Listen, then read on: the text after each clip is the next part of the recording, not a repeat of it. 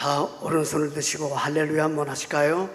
할렐루야. 다시 한번 할렐루야. 아멘. 고맙습니다. 오늘은 하나님께서 우리들에게 맥주 감사 주일을 지키도록 허락하신 주일입니다. 우리가 신앙생활을 할 때 맥주 감사절은 중간 결산이라고 하는 뜻을 가지고 있습니다.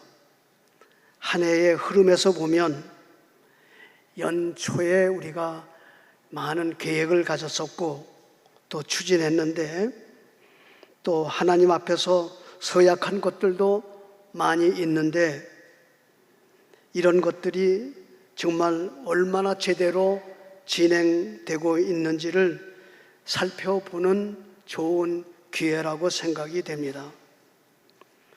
금년 한 해를 시작해서 오늘 6개월이 지나고 7월 초를 맞이한 지금까지 하나님께서 베풀어 주신 그 사랑과 은혜 그 모두를 감사하고 또한 앞으로 살게 될 6개월을 하나님께 감사하면서 맡겨드리는 아주 귀한 의미가 있는 절기라고 생각됩니다. 여러분이 잘 아시는 대로 맥주 감사절은 하나님이 지키라고 명령하신 7가지 큰 절기 가운데 4번째에 속하는 절기입니다. 이스라엘 백성이 가나안에 들어가서 열심히 농사를 지었습니다. 그리고 첫 수확을 얻게 되었습니다. 그때가 밀을 거두고 보리를 거둘 때가 됐기 때문에 백성들은 밀과 보리를 거두게 되었습니다. 그때를 밀추수의 축제일이라 하는 그러한 날짜로 그러한 명명으로 지키기도 했습니다. 한문으로는 보리 맥자인데 사실은 밀을 키운 그러한 절기였습니다. 이 절기를 성경은 3가지로 표현하기도 합니다. 초실절, 칠칠절, 오순절 이렇게 각각 이름을 붙여서 지켰습니다. 애굽 땅을 떠나서 가나안으로 가는 그 길에 이스라엘 백성은 하나님이 명령하시는 명령을 들었습니다. 너희가 가나안에 들어가게 되면 맥주절을 지켜라. 이 음성을 들었습니다. 그리고 지켰습니다. 맥주절을 지키고 있는 대한민국 오늘날을 보면 교회마다 또 교인들마다 맥주절의 의미가 점점 희미해져 가고 있는 것을 우리는 알게 됩니다. 그리고 성도들의 기억 속에서도 맥주절이 사라져가고 있는 것을 우리는 여실히 알 수 있습니다. 그것은 오늘날 사람들이 밀을 잘 먹지 않고 또 보리를 잘 먹지 않기 때문에 귀한 곡식으로 여기지를 않는 이유가 있습니다. 그리고 가을에 추수감사절을 지내면 됐지 한여름에 더운데 무슨 맥주절을 지키는가 이런 인식에서 점점 이 맥주감사절이 아주 희미해져 가고 있습니다. 그럼에도 불구하고 우리 교회는 매년 7월 첫째 주일을 맥주절로 지키고 있습니다. 참으로 감사한 일입니다. 레위기 23장 21절을 보면 하나님께서는 이 맥주절이 자손 대대로 지켜져야 한다 그렇게 말씀하시면서 맥주절은 영원한 규례라 하고 말씀하셨습니다. 영원한 규례라. 이거는 몇 년 지키고 말 행사가 아니라 맥주절은 영원한 규례로 지키라는 말씀이었습니다. 그렇기 때문에 금년에도 우리는 이 맥주절기를 지키면서 오늘 우리에게 주시는 영적 교훈을 받고 또 하나님께서 우리에게 제시하시는 그러한 말씀을 들으려고 합니다. 먼저 우리는 이 절기를 맞으면서 지금 이 자리까지 우리를 인도해 주신 하나님께 감사해야 되겠습니다. 이스라엘 백성은 가나안 땅에 들어가 살면서 처음으로 거둔 열매, 밀과 보리를 얻기까지의 일들을 하나하나 생각하면서 너무너무 감사한 나머지 저들은 맥추절을 지키게 되었습니다. 이스라엘 백성들은 가나안에 정착한 다음에 하나님의 도움으로 하나님이 도와주셔서 의식주를 해결할 수 있다는 믿음을 가지게 되었습니다. 그러면서 첫 열매를 거두었습니다. 밀을 거두고 보리를 거두었습니다. 그리고 밀과 보리로 음식과 떡을 만들어 먹으면서 감사했습니다. 그뿐만 아니라 하나님께서 그 가나안 땅을 축복하셔서 군데군데 꿀이 나오게 해주시고 또 젖이 흐르게 해주시고 동물들에게서 우유가 나오게 해주셨습니다. 바로 젖과 꿀이 흐르는 이 가나안을 정복하도록 하나님께서 은혜를 베풀어 주셨습니다. 그리고 그곳에 주인이 되게 해주시고 구원해 주신 것입니다. 이런 것을 이스라엘 백성들이 생각할 때 이것은 우리들이 강하고 우리들이 뛰어난 점이 있고 우리들의 그 잘난 점이 있기 때문에 우리가 이렇게 구원받은 것이 아니라 하나님께서 선택해 주신 결과고 인도해 주신 결과고 사랑해 주신 결과 때문이라 하는 것을 이스라엘 백성들은 점점 깨닫게 되었습니다. 사랑하는 교우 여러분, 지금 이곳에서 예배를 드리고 있는 공덕 가족들은 어떻습니까? 감사하지 않을 수가 있겠습니까? 그럴 수는 없습니다. 생각해 보면 하나님께서 우리를 일방적으로 선택하셨습니다. 내가 하나님을 선택한 것이 아니라 하나님이 이곳에 있는 우리들을 아주 일방적으로 하나님을 믿도록 인도하셨습니다. 그것은 정말 하나님의 사랑이었습니다. 그리고 우리를 구원해 주셨습니다. 구원해 주신 것 역시 하나님의 사랑이었습니다. 그래서 우리는 오늘 이 절기를 지키면서 하나님께 만만의 감사를 드리고 있는 것입니다. 우리가 오늘 생각해 보면 7월 첫째 주일을 맞이할 수 있었던 것은 하나님께서 우리를 인도해 주셨고 간섭해 주셨고 도와주셨기 때문입니다. 이것이 지금 우리가 드릴 고백이고 우리가 말씀드려야 할 신앙 간증인 것입니다. 생각해 보십시오. 하나님께서 우리의 발걸음을 인도해 주시지 않았다면 오늘의 내가 존재할 수 있었겠습니까? 존재할 수 없었습니다. 바로 이것을 믿는 믿음이 우리가 가지고 있는 신앙이요 고백입니다.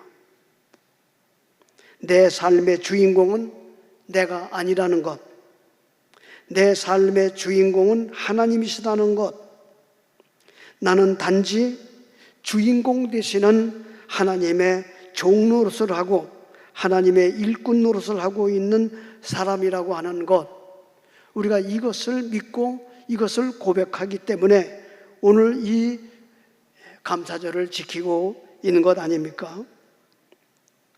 생각해 보십시오. 우리가 정말 험악한 이 세월, 그리고 악천후와 같은 세월을 어떻게 살아온 것입니까? 저기 있는 사람들, 여기 있는 사람들 할 것 없이 여기 앉아있는 그리고 내가 살고 있는 가정, 우리 형제 자매들, 내가 일하는 일터, 그리고 나의 기업, 이런 것들이 있기까지 누가 애썼습니까? 누가 나를 책임져 주었습니까? 생각해 보십시오. 그리고 지금부터 101년 전에 우리 교회가 이 땅에 세워지고 오늘에 이를 수 있게 하신 분이 정말 누구십니까? 물론 우리 교회를 위해서 헌신하시다가 하늘나라로 가신 성도님들이 계십니다. 또 세계 여러 곳에 흩어져서 살고 계신 옛 공덕교우들이 계신 것이 사실입니다.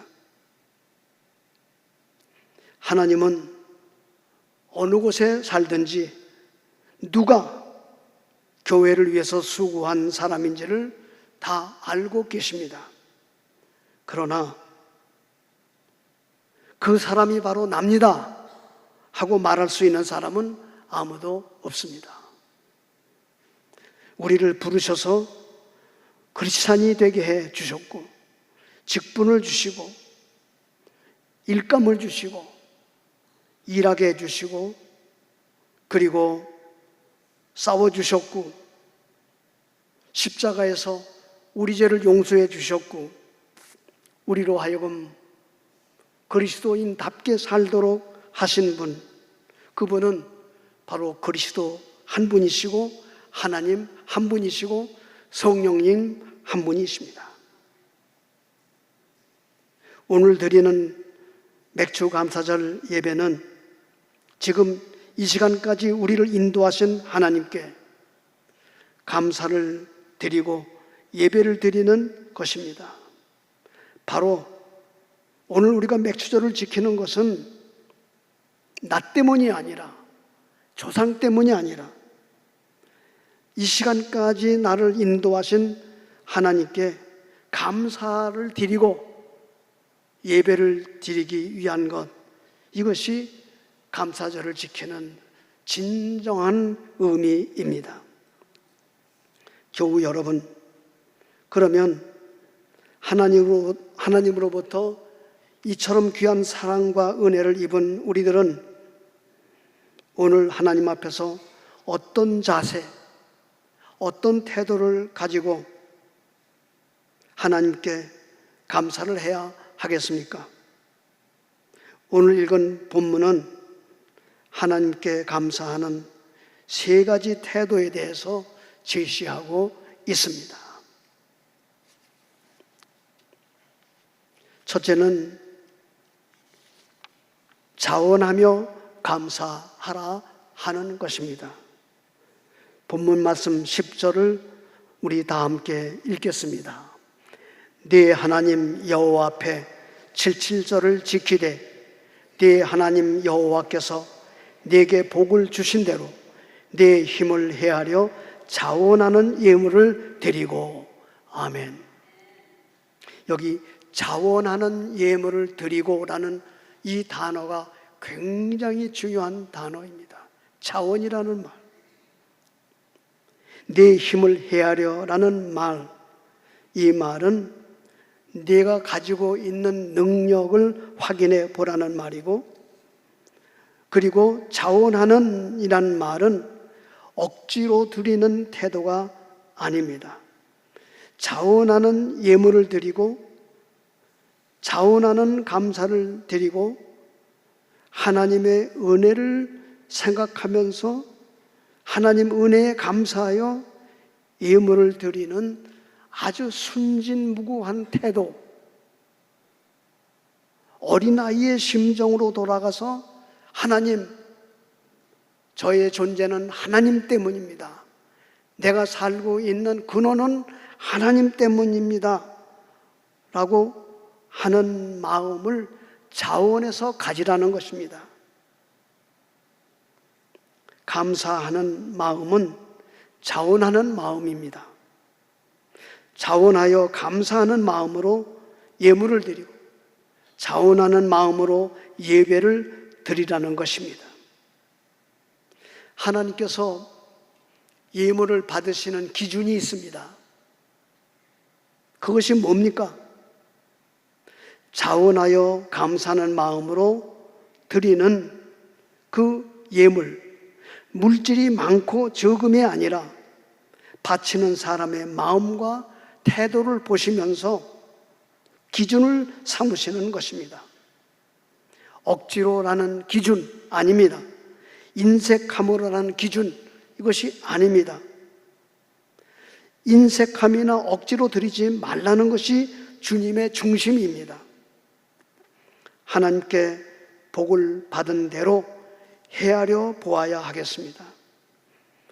스스로 원하는 태도로 감사를 표현하는 것, 이것이 맥주 감사절의 아주 첫째 가는 첫 조목의 신앙입니다. 언제나 우리가 하나님 앞에 감사할 때는 자원하는 감사를 드려야 합니다. 두 번째로 즐거워하며 감사하라 했습니다. 신명기 16장 11절 말씀을 우리 다 함께 봉독하겠습니다. 너와 네 자녀와 노비와 네 성중에 있는 레위인과 및 너희 중에 있는 객과 고아와 과부가 함께 네 하나님 여호와께서 자기의 이름을 주시려고 택하신 곳에서 네 하나님 여호와 앞에서 즐거워할지니라. 아멘. 즐거워하라는 것이 메시지입니다. 즐거워하라. 이 말씀은 즐거워하면서 감사라는 것입니다. 하나님은 우리들이 바친 예물에 관심을 가지시는 것이 아닙니다. 하나님이 관심 가지시는 것은 어떤 마음으로 드리느냐에 더욱 큰 관심을 가지십니다. 여기 기록하신 노비와 고아와 과부, 레위 사람, 나그네들, 이 앞에 너와 네 자녀가 있다는 것을 여러분이 잊으시면 안 됩니다. 이 불행한 사람들만 아니라 그 앞에 너와 네 자손들, 그러니까는 우리 가족과 여기 말씀하고 있는 그 외롭고 힘이 없는 사람들, 의지할 곳 없는 사람들을 통틀어 주님은 나약한 존재라고 말씀하시는 것입니다. 우리 하나님은 이처럼 나약한 사람들을 감사잔치에 초청하라고 하는 것입니다. 그 감사잔치가 무엇입니까? 예배입니다. 우리들이 드리고 있는 예배에 바로 이러한 너와 네 가족, 그리고 여기 말씀하신 불행한 이 형제 자매님들, 이런 분들을 예배잔치에 초청하라는 것입니다. 인도의 유명한 간디가 영국에서 유학을 할 때 수요일 날 성경 연구가 있고 또 집회가 있어서 은혜를 받기 위해서 간디가 한 교회를 찾아 올라갔다고 합니다. 그런데 계단을 올라가는데 안내원 두 사람 여자 성도가 있는데 이 간디가 얼굴이 까맣지 않습니까? 인도 사람의 피부를 가지고 빼짝 마르지 않았습니까? 이분이 인도식 그 옷을 입고 계단을 올라가는데 안내원 두 사람이 어떻게 누구를 찾으러 오셨습니까? 간디한테 물어봤습니다. 나는 하나님을 찾으러 왔습니다. 나는 예배를 드리러 왔습니다. 이때 안내원 두 분은 아닙니다. 그냥 돌아가십시오. 당신은 우리 교회에서 예배 드릴 분이 아닙니다. 하고 돌아가시도록 얘기했습니다. 이 안내원의 불친절한 말을 듣고 간디는 눈물을 흘리면서 그 교회당을 내려와 자기 집으로 갔습니다. 그런데 유명한 것은 간디의 포켓 호주머니에는 항상 마태복음에 있는 산상설교가 항상 들어 있었습니다. 마태복음 5장, 6장, 7장 이 석 장을 요약한 글이 항상 간디의 오른쪽 호주머니에 있었습니다. 하나님의 말씀을 사랑하고 하나님의 말씀을 듣기 위하여 그 교회당에 갔는데 겉모습을 보고 당신은 우리 교회에 올 수 없다고 내쫓은 것입니다.